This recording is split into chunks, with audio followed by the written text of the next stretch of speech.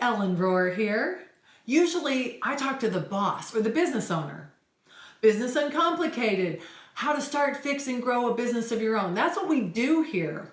However, today I'm talking to you, Ms. Employee, Mr. Employee. Before I was a boss, a business owner, I was an employee. I've had about 50 jobs. And as a fence testing, troublemaking employee, I got fired a few times. I did learn some do's and don'ts for getting the most out of every career stop. So I'd like to share some tips for being a great employee, or even better, how to get what you really want out of your job. Fair enough? Okay. Do figure out how to get fired. Don't ask your boss. Your boss may say, well, you'll get fired if you show up late. But you've been late the last 3 days and you haven't gotten fired. So instead, ask an employee, what does the boss go to the wall about? How did the last employee get fired? What does the boss really care about? Find out where the line is. That's good information to know in case you want to keep the job. Do live within your means. Nobody wins when you hit the boss up for money because you don't have enough, or you ask for an advance. And it doesn't really even help in the long run. Instead, become a good money manager no matter how much money you make. Read the books, take the webinars. I love Ramit Sethi. He's awesome. He's got a book called I Can Teach You to Be Rich that's excellent. Figure it out, live within your means, and you will be set for your next career move, as well as ultimately perhaps for a business of your own.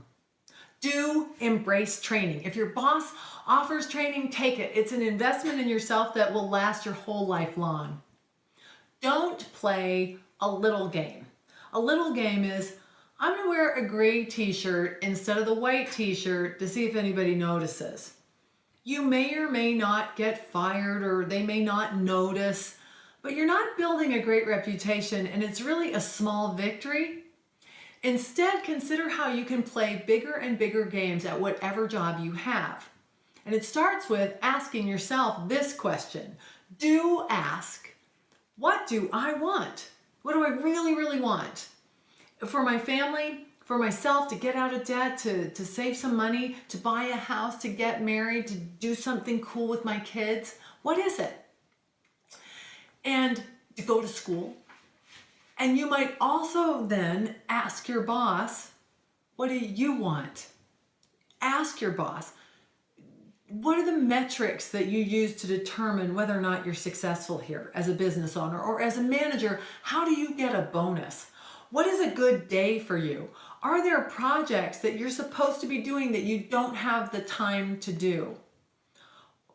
As you figure out what you want, so good, and ask your boss what they want, you have the power and the opportunity to craft a plan, take on a project that will help you both win. This is so good.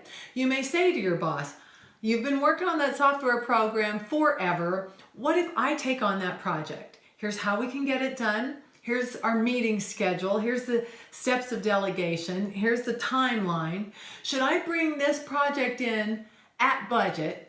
How about if we put a reward in it for me? And that reward may be just what you need to hit the next rung on your goal ladder. So good.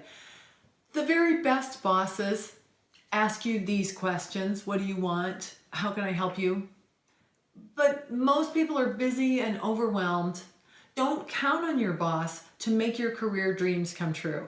Instead, take responsibility, find out what's needed and wanted, and use your current job to get the very next thing you really want. So good. Do you have some ideas, some tips, some do's, some don'ts? Great. Put them right there. Thanks.